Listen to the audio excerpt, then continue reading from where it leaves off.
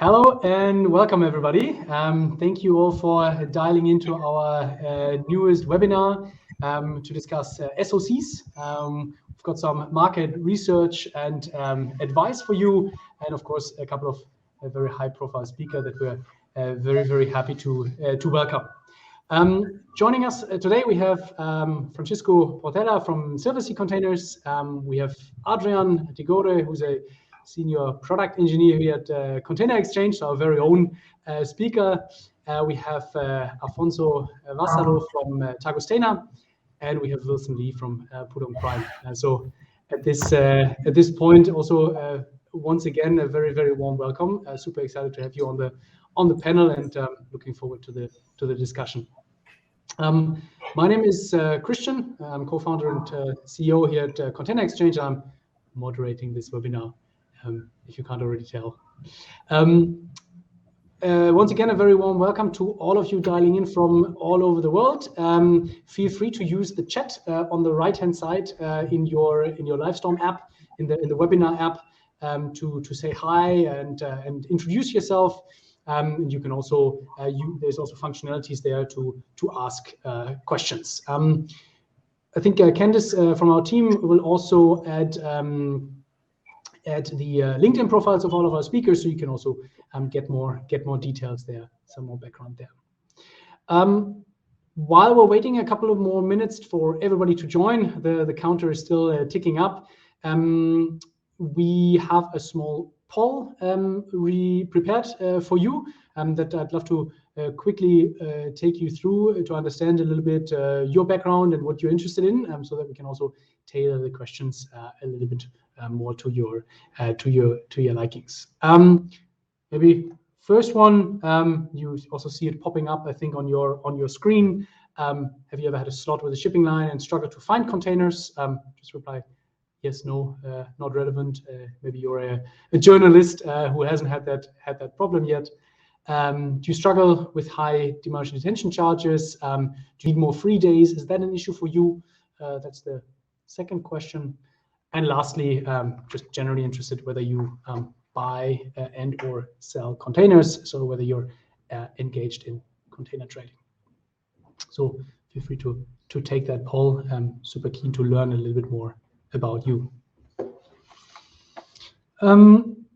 Lastly, just a quick note of information. Please note that this webinar is being recorded, so that we can also share it afterwards. And you as attendees will also get a link to the recording, as well as the notes that we're going to take as part of this webinar. So this is really almost like a virtual whiteboard session where we note down what we're discussing, and then we'll prepare a quick small package out of that and share this with you afterwards. Cool. Just looking at the counter here. Looks good, I think. Then let's maybe dive in. Once again, a very warm welcome to all of you who have just joined. Super happy to have you on board. Perfect. Screen shared. Let's dive into it. Cool. So what are we talking about today? SOCs. Since the start of the pandemic, we saw an increase in the usage and awareness, of course, of SOCs. One-way leasing has helped shippers in finding equipment and suppliers in repositioning their equipment during volatile times. They've also allowed shippers to avoid steep freight rates and keep their shipping profitable. So generally, more flexibility and oftentimes also more profitability. But now we're in 2023, times are changing. And in this webinar, we'll look at the current state of the SOC market, limitations, advantages, opportunities, and of course, how you can optimize in today's climate. We'll also look at the upcoming trends in 2023. What are market expectations? What do our experts say? So that you can get an update on that picture. We've also, that might also be interesting to you, we've also released a market research report that help freight forwarders better understand SOCs in today's climate. And feel free to check out the chat on the right-hand side one more time. I think the team will also post a link to that report, which also looks at the state of the SOC market, so to speak. Cool. So without further ado, I've spoken for 5 minutes straight already. So time to hand over the word to our experts, who we're fortunate to have on the panel. And maybe we start with you, Wilson. Can you start by telling us a little bit about your companies, about Pudong Prime's SOC usage, and the biggest advantages that you've found over the past few years? Okay, thank you for Christians for the invitation, firstly, and I'd like to also thank the viewers for taking the time to come here with us as well. For Pudong Prime Vietnam, we started our SOC business very early, and now we use it mostly for containers rental for freight export. Basically, we got direct contract with the steamship carrier for vessel space, and then we rent container for our clients to use to stuff cargo and then export. Steamship carrier wise, we ship our SOCs with CMA CGM and Ocean Network Express Line, both of which have a very outstanding SOC support systems and policies. And we also expanding this towards Meg Lines and Yangming Line as well. For container rental, we rented containers with suppliers and vendors on container exchange, which, by the way, is also extremely useful. But this is only in 2022. Before that, we would have to do our own planning with our Shanghai headquarters and have those empty containers imported to Vietnam based on our demands from China. Last year, we managed to export to US from Vietnam around 950 shipper-owned containers with a monthly volume around 80 containers. From an NVOCC perspective, the biggest advantage we found on SOC services is that first, the freight to some destination is highly competitive. And I'm not saying it to sort of overinflate our services or anything, but sometimes we have freight lower than the market rate up to $300 compared to the carrier-owned container services.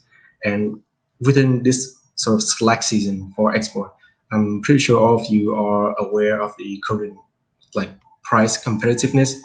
And it's very safe to say that it's nearly similar to an all-out price war at the moment.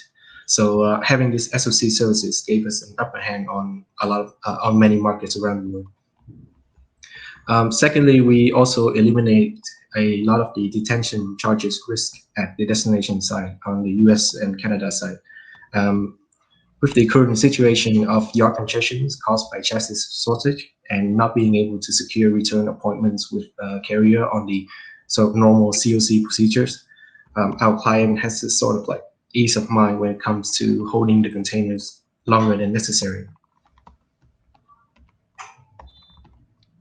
Perfect. Cool. Thanks a lot for all of that background. I think this is very, very interesting.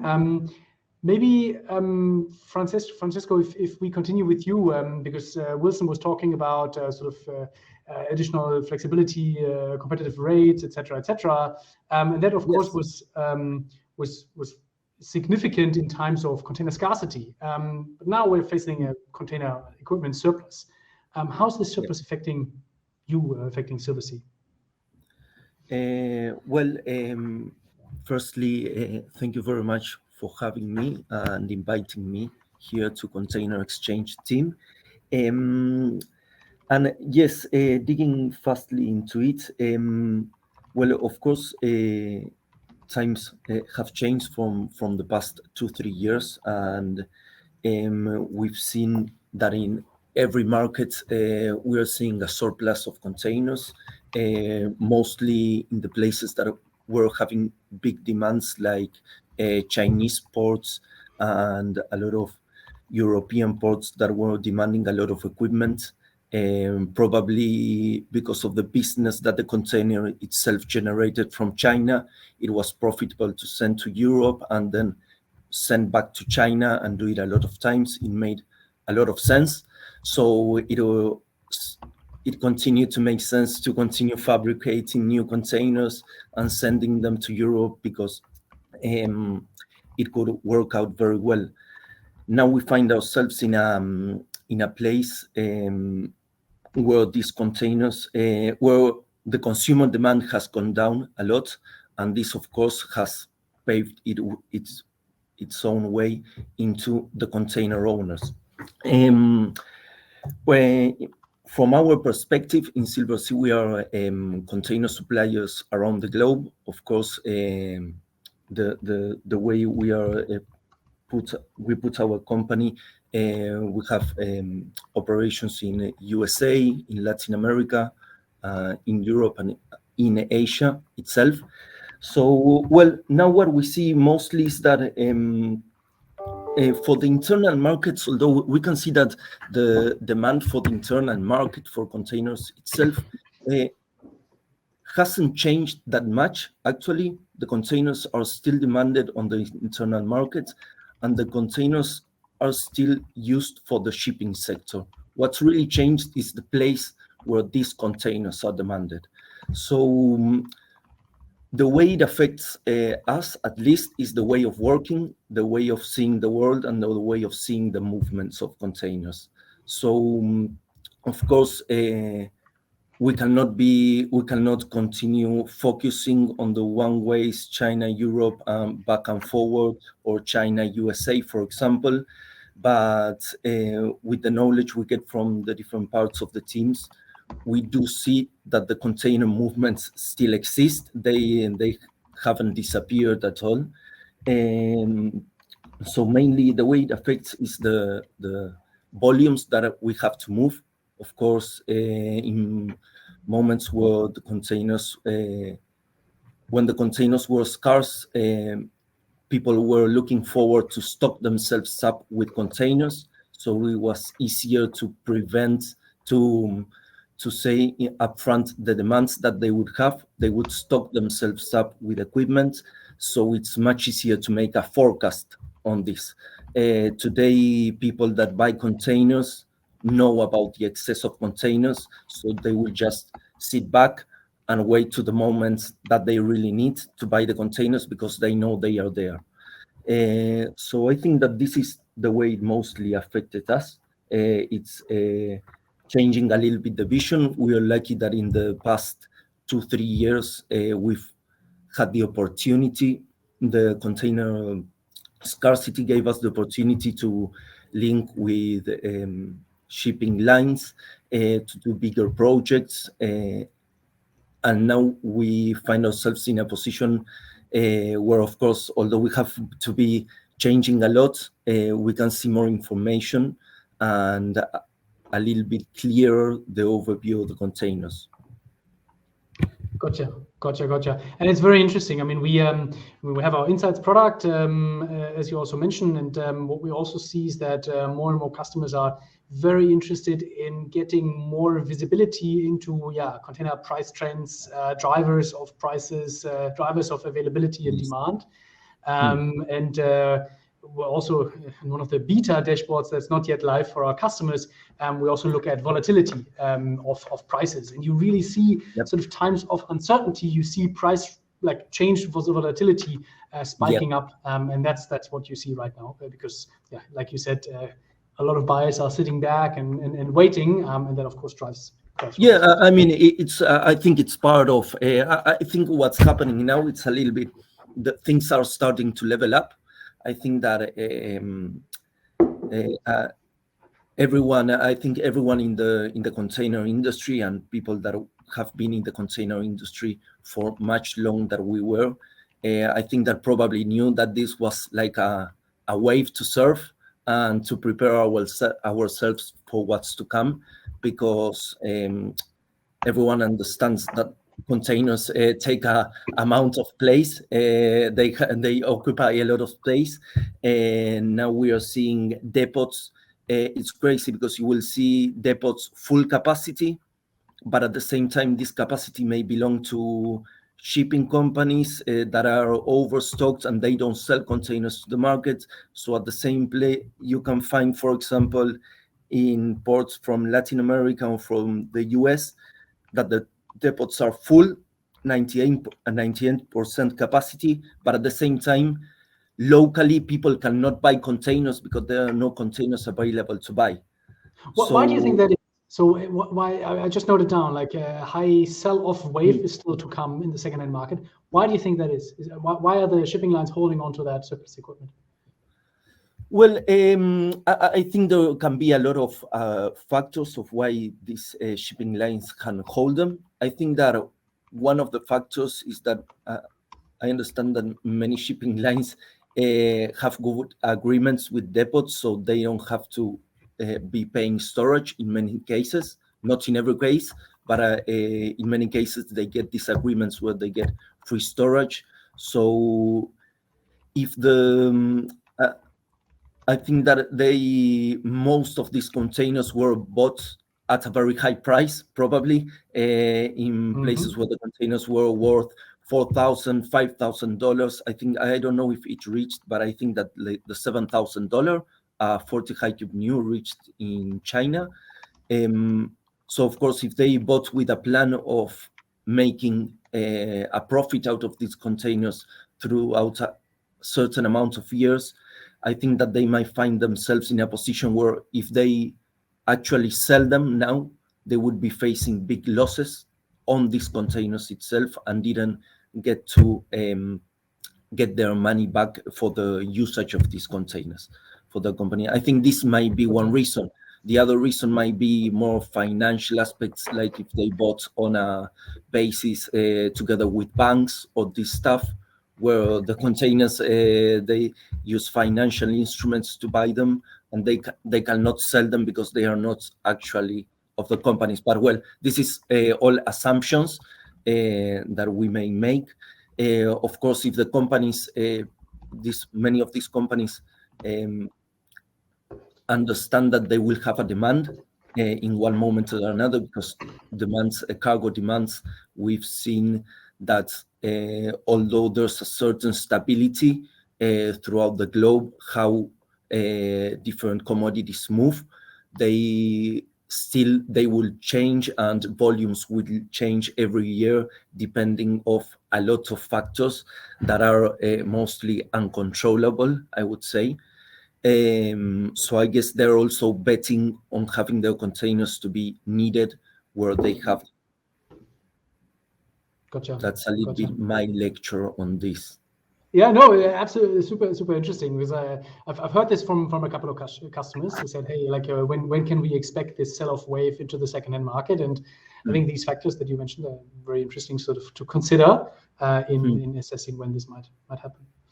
Okay, cool. Now let's maybe move to our very own Adrian. You're busy developing our ocean freight marketplace product that allows users to not only sort of find a container for lease or for purchase on exchange, but also to book slots, either SOCs or COCs. So it's a very early beta product, but it's already live. And because of that experience, you have a lot of visibility in sort of how rates have changed and developed over the past couple of months globally. What can you tell us there? Sure. Thanks, Christian. So obviously, we all noticed that since last, I think it was August, the whole market crashed, and it crashed much faster than everyone expected, which then led to, I think, October, November, December being more or less stable, to say. And there, the movement, the crash was a little bit stopped from the Christmas market, and this led to also a level where the rates were more or less stable, I would say. In the beginning, it was updated on weekly basis, even daily basis. You couldn't even catch up with new lower rates being published by every shipping line, like the rate war. And now, lately, it was rather stable. Now we notice that right now, again, we are more falling. And as I think, Francesca, you said it, it's like a rate war right now, where they are now starting again to undercut each other.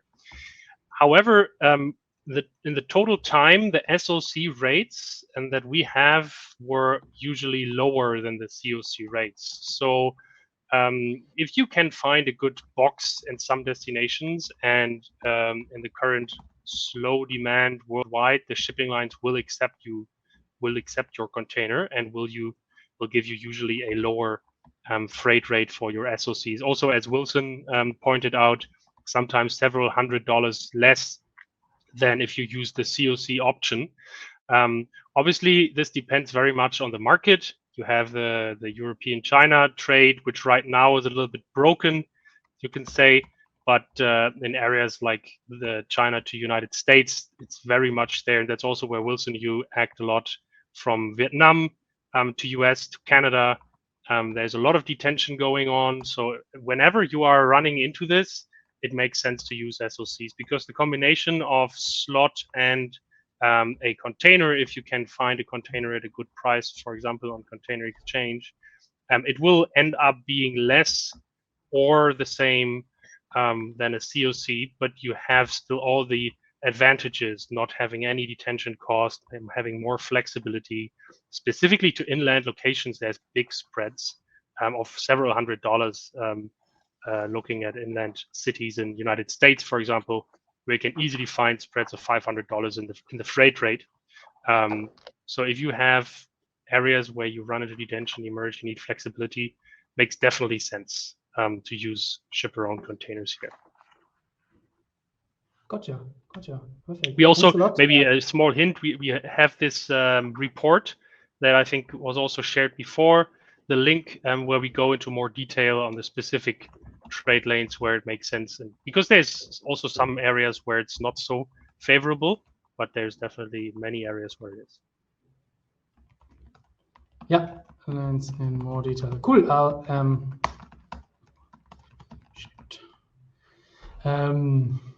I've took a note, so we will also make sure that that we share this to attendees in the chat. I guess Valeria is already doing that. Perfect. Then let's move on a little bit into the future. What can we do going forward? What should we focus on? And maybe Adrian, sort of following up on what you said already. What do you expect for the future in terms of SOCs? Where do you see them? Of which trade lanes, which regions do you see them thriving? And what are the factors that make these routes more successful for SOCs compared to others? Yeah, so I mean, of course, currently the worldwide demand is very slow. We all know this, and that's also reflecting in the freight rates, right? And the COC rates have also dropped significantly. And on some trade lanes, this led to not being really favorable of using SOCs anymore. China, Europe is a specific example. It was very, very good in the past. Now, currently, it's not so much. However, there is trade lanes, for example, from Europe to China is still very good. You have very low slot rates, and you're still getting paid for moving units there. Same goes for, as mentioned before, Asia to North America. North America always having detention problems, and the slot rates being stably lower than the COC rates. Even if the COC rates drop further, the shipping lines in the current slow demand will always accept and give you good rates for SOCs, I believe, because the ships are not full. Since even in the Christmas time, we had never the situation that person booked on our ocean freight marketplace and they had to be rolled or they didn't get on the ship, which shows how the market is right now. There's always space on the vessels. You can easily switch to the next one. So this will lead to definitely SOCs thriving more and more, I believe. As Francesco also pointed out, the movement is still there and the market will adapt. I mean, the pickup charges, they were very high in the past. They will also getting lower and lower. But I believe that the market will actually get better and better, especially now when we look into this building products that make it easier, because SOC is such a niche in terms of online bookings. Wilson can probably also tell a story about this. There's no fancy online booking systems for that. You still have to use a lot of email to get quotes for SOCs, even with big shipping lines, and that's what we want to change here, definitely. Yeah. So a little bit of marketing here as well. We are changing that. So thanks a lot. Cool. And maybe if we look at you, Afonso, you're a container trader, and from your perspective, when you're observing the communication between freight forwarder and liner, particularly, of course, for SOCs, because that's also the market where the freight forwarders will be your customers. What are the biggest takeaways for you? Adrian already hinted at, no digital booking capabilities for SOCs, etc. What else can you observe? Hi, Christian. Thank you so very much. Hi, everyone. So as container traders are not directly involved with the cargo, sometimes it's difficult to understand why the freight forwarders are struggling when they are doing SOC booking and what we can do for them. So one of the biggest cons about the SOC usage is the all the time consuming process that the freight forwarder has to go through when they are doing this booking. So in my opinion, it's very important to have a very clear communication with the freight forwarder since the beginning, in order to avoid back and forward emails and phone calls, and makes this process much quicker for them. So because there are many requirements when a freight forwarder are buying or leasing a SOC container. For example, if the container is going to be exported, will they need a CSC certificate? Is there any year of manufacture requirement? If we can know all this information from the beginning, we can try to give a much more precise and efficient response to our customer and make the SOC container much more attractive for them. So in my opinion, it's very important that the container traders don't see themselves only as a seller of a good, but also as a service provider, because we also, as a way, we also are a part of the supply chain. So we have to see ourselves like this in order to improve the SOC process. Yeah, I think a lot of freight forwarders and a lot of liners would sign that statement. So that's good, and it's also what we hear from a lot of our customers when they sort of lease or buy containers on exchange.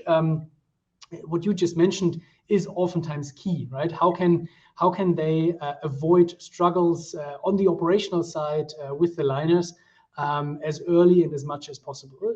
What data points are required? How can we standardize this, etc.? So this is also part of what we look at as part of our product roadmap. So I'm really happy to also hear that from a trader, of course. And Wilson, if we look at you, and we already talked a little bit about the last year and your volumes and your focus areas, etc. For 2023, what's your main focus concerning SOCs? What's your main concern, and how are you planning to address those? I think I'm bringing this back to the point which Francisco and Adrian has already given us. Our primary concern for 2023 was this unstable market rate for freight export, which in my opinion was caused by an overall demand and supply imbalance as a result of the post-pandemic recession period. I think so far we are still feeling this effect almost everywhere, especially for Asia and Europe and Asia and North America trade.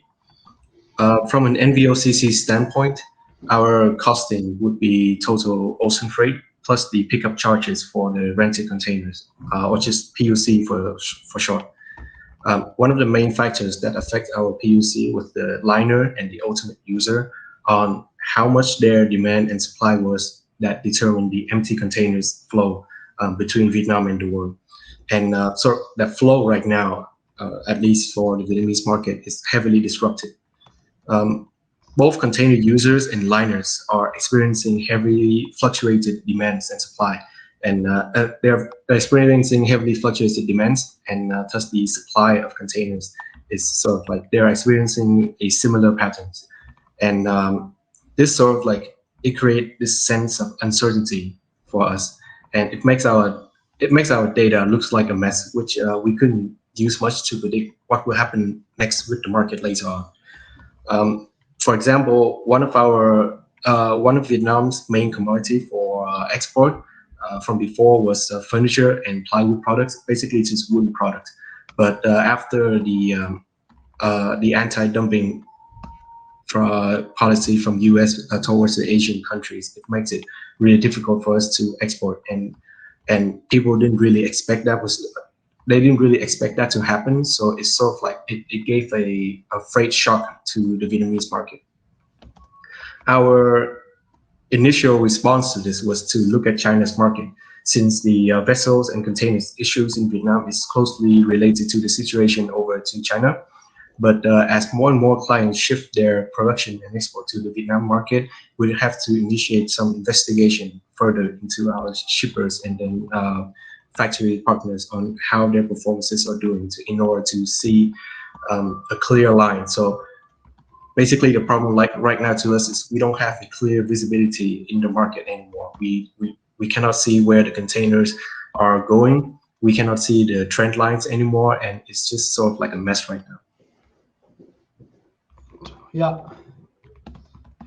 Yeah, that's makes a lot of sense. And so again, sort of coming back to what a lot of our customers tell us when we speak to them, really gaining that visibility, gaining that transparency, to be able to make informed and data-driven decisions really is key, and is becoming more and more important, of course, in times of uncertainty.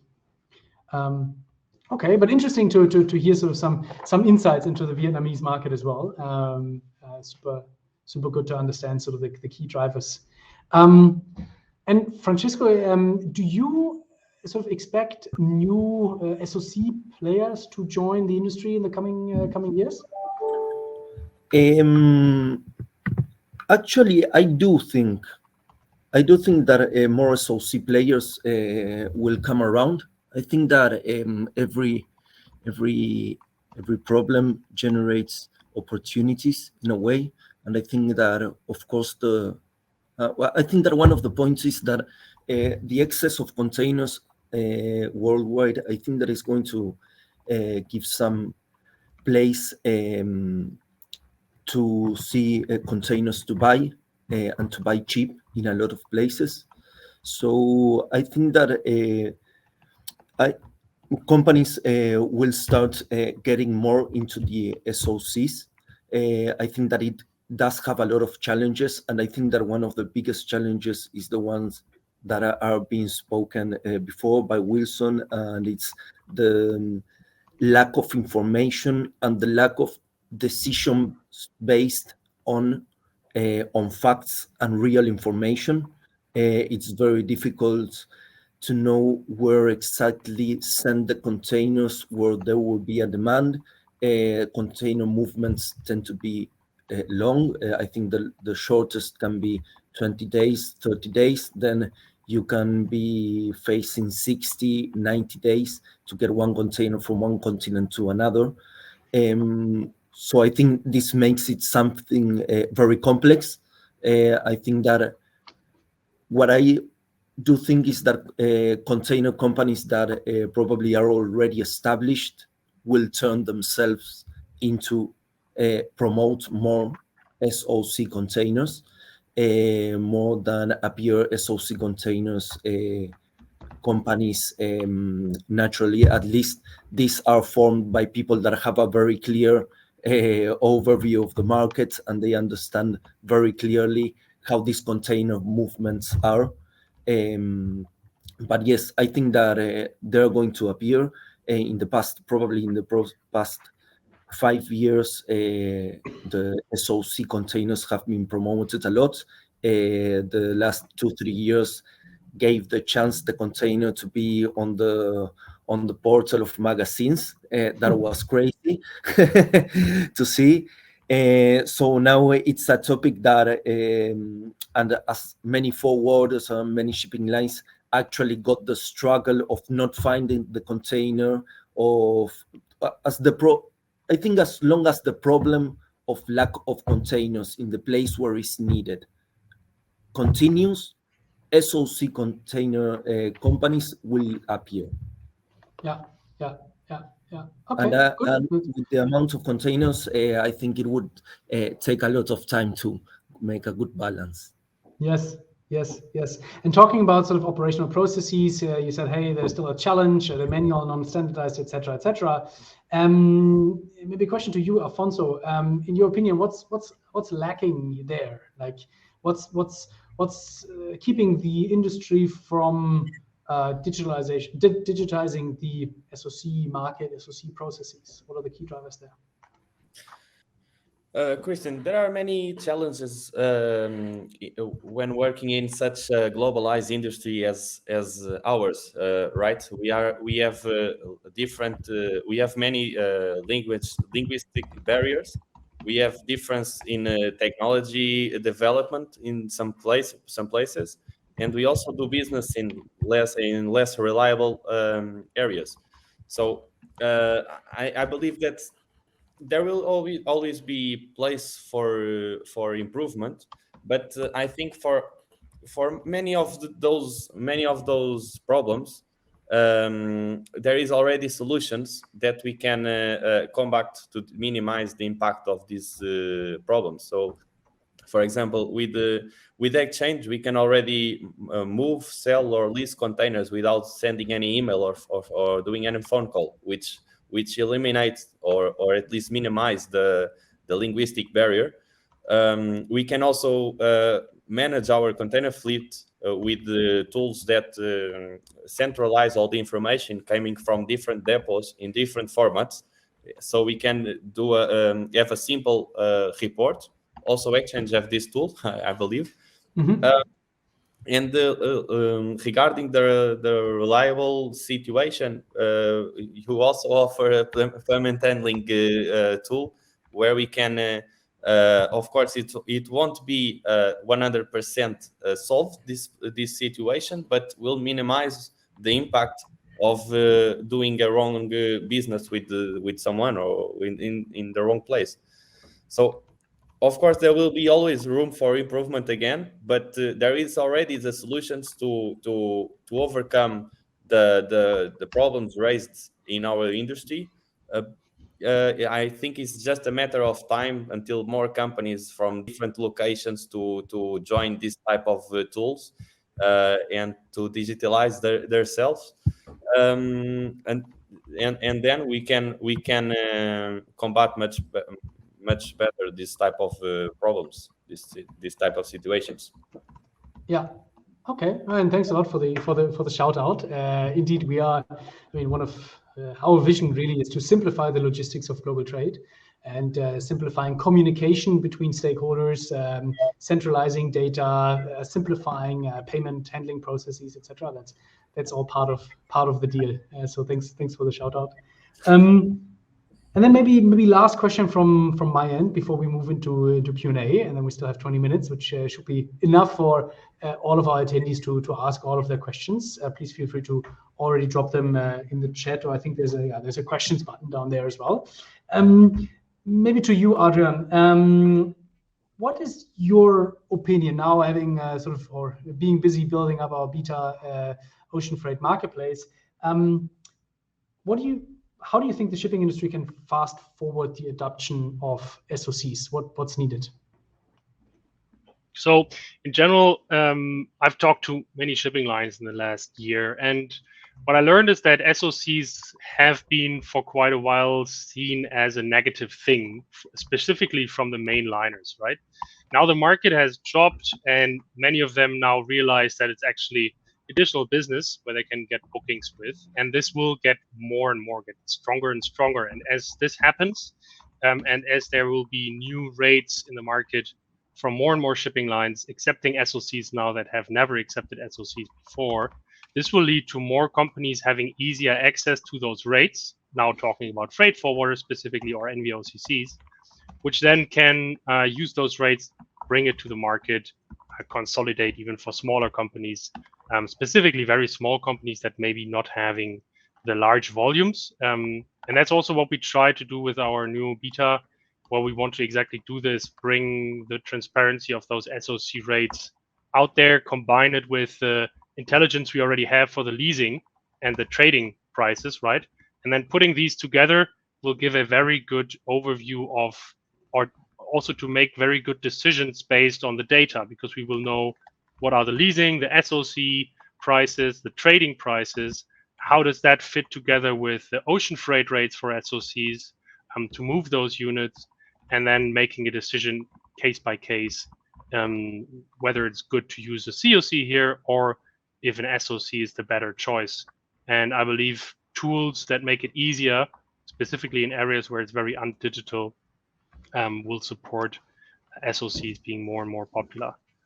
Specifically intra-Asia, for example, there's so much still going on email and WhatsApp and phone basis. And we're trying to change this to make a nice digital experience all around the SOC freight. That's definitely not easy, but it's a reachable goal. And no one has yet tried to actually find a solution to that. So we took on that challenge and we'll change it. Yeah. Communication is key. Yeah. Perfect. Cool. No, thanks a lot. Maybe moving over to the Q&A. Let me see whether we have them here on the screen. Yes.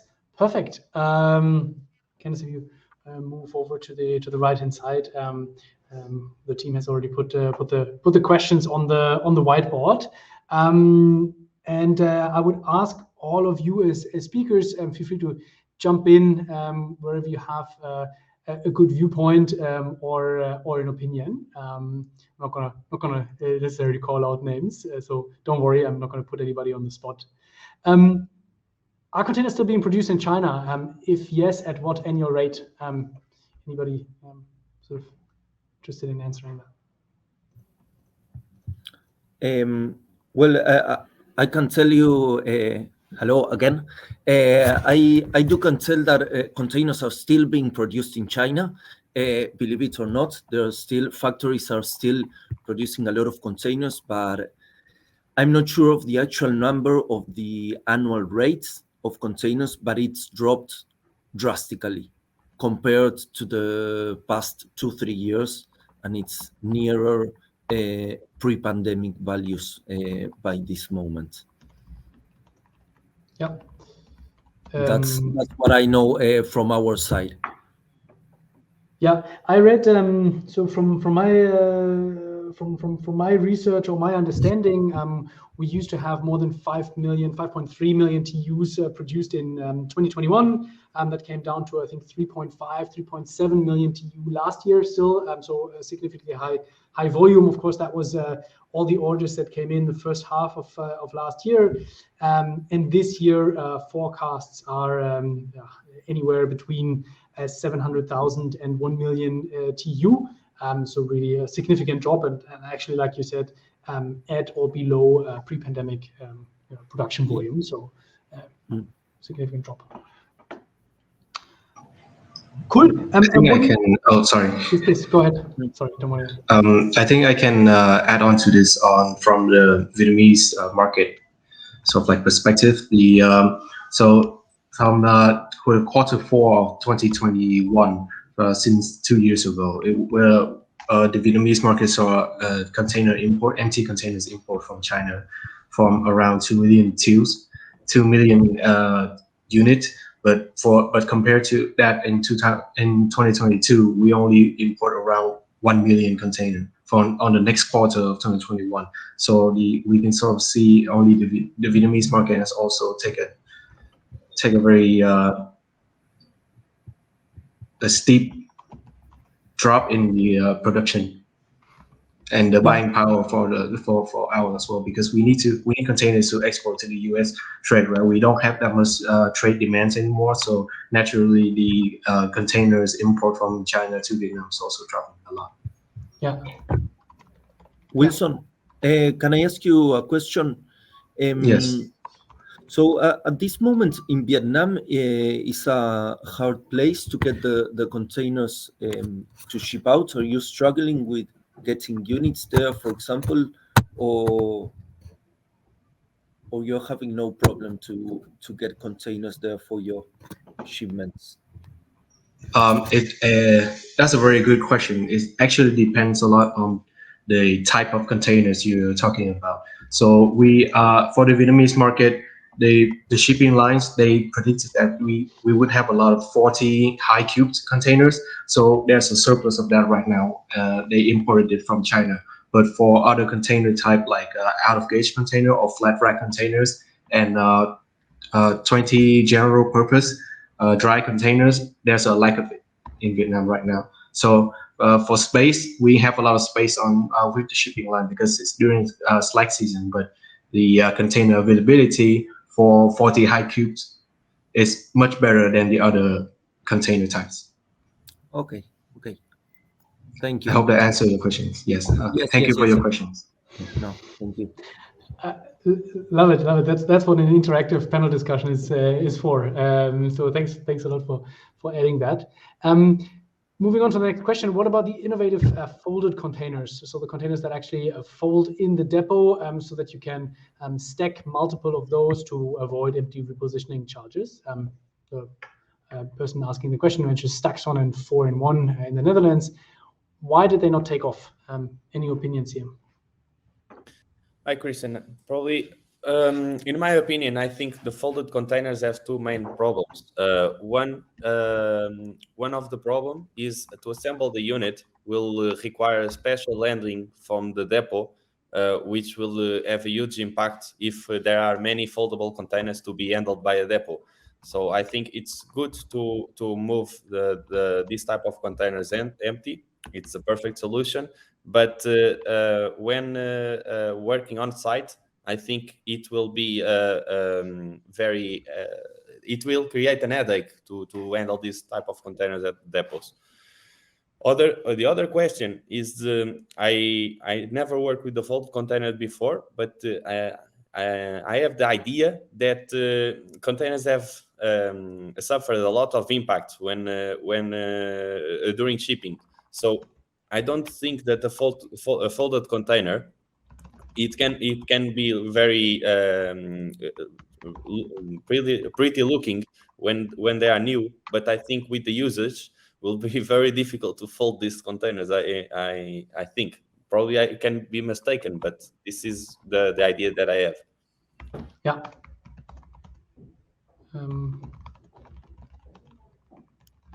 Yeah, I think those are two very, very good points. And I think something to add to that is in order to really make these efficient, you need a certain sort of critical volume or critical sort of fleet size, because if you can fold the containers but you only have two containers sort of lying around, the added benefit of moving these two stacked containers versus two empty ones sort of unfolded is of course much less than if you can stack 6 of them on top of each other. Cool. Next one. Why do lines charge a container imbalance charge on SOCs? Interesting. Yeah.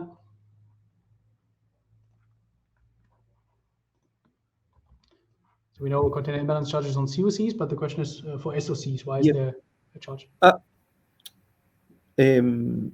Well, on our side, what we've seen, at least for the line charges, or at least the conversations we have with freight forwarders, I think that container lines mostly take care of their container imbalance that they may have with certain ports. So I think that the imbalance charge is mostly if they have a lot of, let's say you are wanting to book a SOC, SOC container, from Spain to Italy, let's say, and the shipping line has an excess of containers, for example, in Spain, in the origin port, then they would probably want to use their own container, and they would have to promote this one way or another. And I think that the imbalance charge is to make it profitable for themselves and make it also to make it interesting to use another person's container.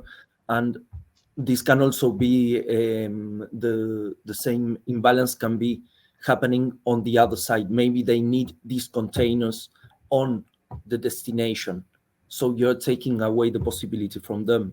So this generates from their side, and as they can do it, they can put an imbalance charge.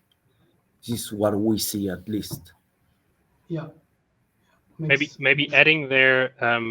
So I've not come across this, but I also didn't have any SOC movements within Europe. But if you have a shipping line that charges you additional on an SOC, I would probably look for another one. There's good competition, and I would advise to always check. I know, I think Wilson pointed out CMA is always a good shipping line. They don't have enough boxes. They offer space.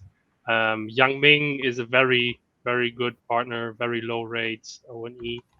There's some names. Hapag-Lloyd also is open to SOCs most of the time, and some like Costco or MSC or Maersk, depending also again, they just don't like SOCs, and then you might also then have some discrimination happening. But there is definitely shipping lines that are happy to take your boxes at better rates. But maybe Wilson can also add something here. Yeah, I can confirm on that. CMA, CGM, and One Line, Ocean Network Express, they are right now on the market are the two most SOC friendly sort of liners for any rented containers at all. I would say that Maersk Line and MSC Line are not that SOC friendly. I don't know too much about Maersk Line SOCs, but for MSC, they in Vietnam they like pay a lot of money in order to keep their containers, their COC containers, ready to use for the demands here in Vietnam. Which if they promote SOC on their services, the containers is just sitting ducks here in the Vietnamese depot, and they have to pay extras for the storage charges for it, which is not cheap here. Which I think they're not discriminating per se. It's just that they would like to promote their own COC aspect more than SOC to move these containers to. It all depends on the containers rotation. For example, MSC Line, they rotate a lot of their containers between Vietnam and China. That's why most of their carriers, most of their shipped calls from Vietnam to China first, and then make their way to the United States. So it's all about the flow of containers, empty containers. Maybe another thing that I want to add here, depending on which trade lanes you're referring to, if it is intra-Asia, there's a lot of feeder carriers active there, which are mainly only selling slots, and you can. That's their business, so they're happy to take your units also over longer distances, like China to Middle East.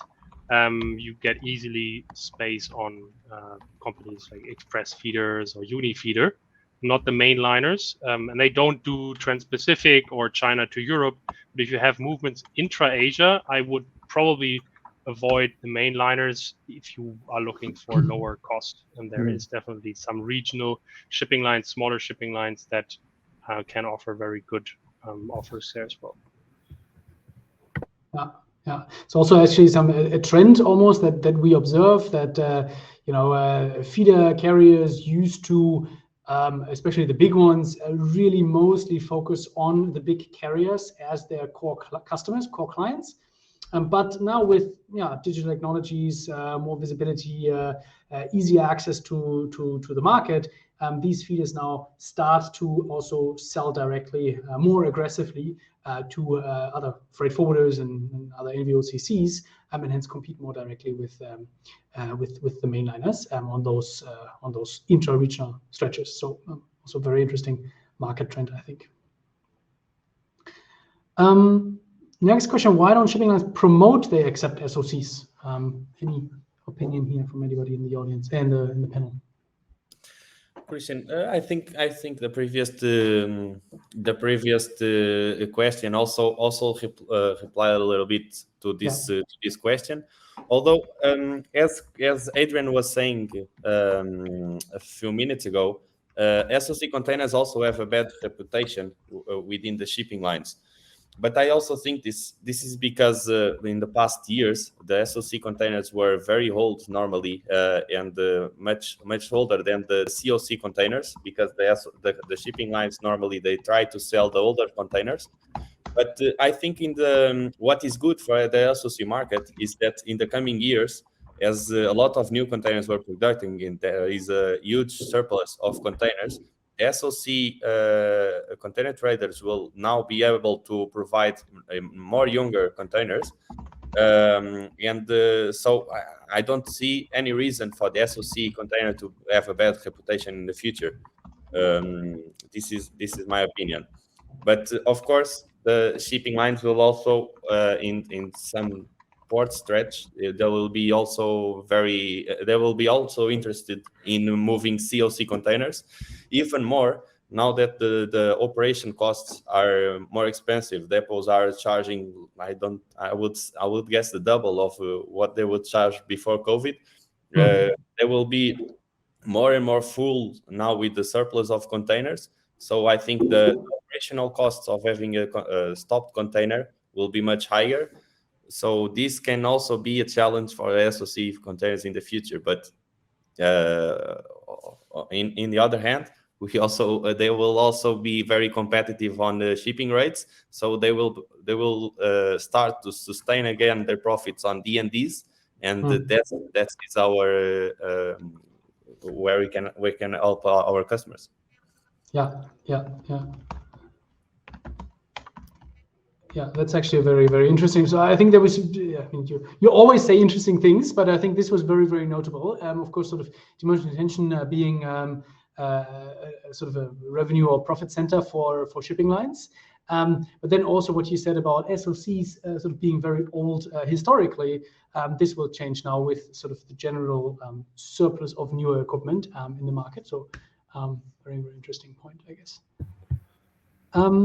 Cool. Then looking at the time also, maybe sort of one or two remaining questions. We will after the webinar, what we'll do is we'll share the questions with the speakers, with the panelists, and also ask for some comments via email, which we'll then be able to add here to the whiteboard, so we can share it with the audience afterwards. So if you have asked a question which wasn't answered, do not despair. We will answer that sort of after the webinar. Maybe then the last question to all speakers: if a manufacturer is only considering to introduce SOCs in its own shipping processes, what would be the main criteria you would recommend to consider before actually deciding to change to SOC shipping? So I guess if you say manufacturer, you don't mean manufacturer of containers, but a shipper, for example. Well, I think maybe I point out one or two points and the rest can give their, but I think that one of the most important things when doing something like this and suggesting doing completely SOC containers, the supply capacity that the region where they are manufacturing in is stable. I mean, there's a place where containers are it's easy to get containers there. I think this would be a main point to do. And of course, another thing is to evaluate the carrier-owned containers offers and to see if sometimes it's not I don't think that any doing something extremely to one side is always the most interesting thing to do. I think that these are tools. Carrier containers are a tool. Shipper containers are a tool, and probably if they can get a lot of shipper-owned containers, they can and they have the possibility of leaving the two things, or they have a good commercial team on the other side where they leave the containers, or they have the ability or cargo to bring the containers back to where they need them. If they can do this, it sounds very nice. If they cannot do it, then I mean there are another factors involved. They can allow companies, well, at least in Silver Sea, we provide shipper-owned containers for forwarders, and they would ship it as a SOC, but actually we're giving the container to them and we receive it at destination, so they forget about it. In this case, and if the supply is stable at origin, I think it can be a good idea initially. Mm-hmm. Also, if I may add, what I think it's important, it's to see what type of manufacturer they are, what they are manufacturing, and they should try to do an average of their costs on D&Ds I think this is important even for freight forwarders, because sometimes we lost the track of these variable costs that we have after the booking, after the shipment, and we don't consider them in our costs, but they are there. So if on average they have a lot of D&D charges, it can be a good solution. If not, maybe the SOC container is a better solution. It depends. It's like as Francisco said. Yeah.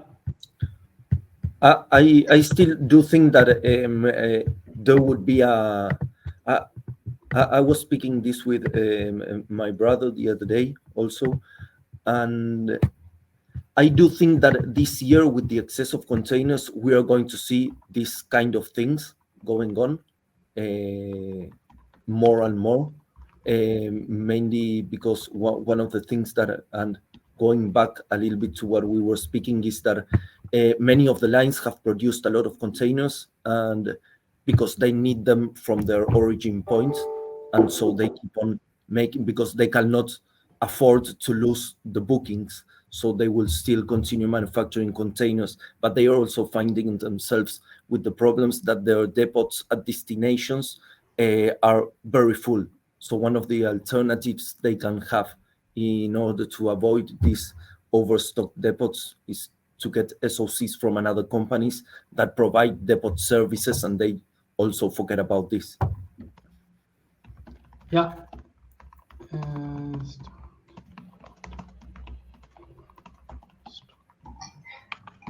I think I can add just a little bit into this. It brings back to our previous points. If you decide to use SOC for export, for example, you have to consider which carrier is SOC friendly, and which carrier ease out the process the most, the procedure the most. As I said, CMA, CGM in one before, because their SOC procedures is actually the easiest to handle. Their document process is not that demanding, but for carriers like Maersk Line or sort of Yangming Line, their SOC procedures is very complicated, which might discourage the usage of SOCs, and sort of just take more of your hours and more of your manpowers into preparing the SOC containers. That's from the origin side. And you have to make sure that the liners can also help you keep track of where the container are once the vessel has reached the destination.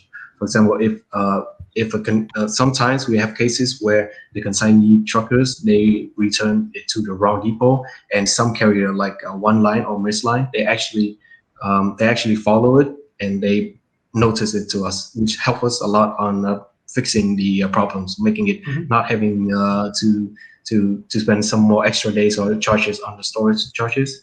It saves us a lot of money and hours as well. Yeah. Okay, perfect. Cool. Looking at the time, we're a few minutes over, but I think this was very, very valuable in terms of sort of last question and some very, very good points. Thank you so much. This was an absolute pleasure. It's always great talking to all of you, and then having you all in one group, in one panel, in a webinar about such an interesting topic. This was really, really a pleasure. So thanks a lot for your contribution. If in the audience you have any more questions, please just feel free to drop them in the chat or in the questions segment, and we will make sure to answer those and then share them after the webinar. You'll get the recording, of course, as a link in a follow-up email. Of course, also a last marketing point. Don't forget to read the full report, our SOC mystery shopping report. Some very interesting trends and insights. And yeah, I hope to see you all in our next webinar. Thanks a lot for dialing in, and talk soon. Thank you so much, everyone, for joining, and thank you for the panelists as well. You guys really give me a lot of information. Yes. Thank you, everyone. Thanks a lot. Thank you, Thank you, everyone. Nice to be here. Speaking soon.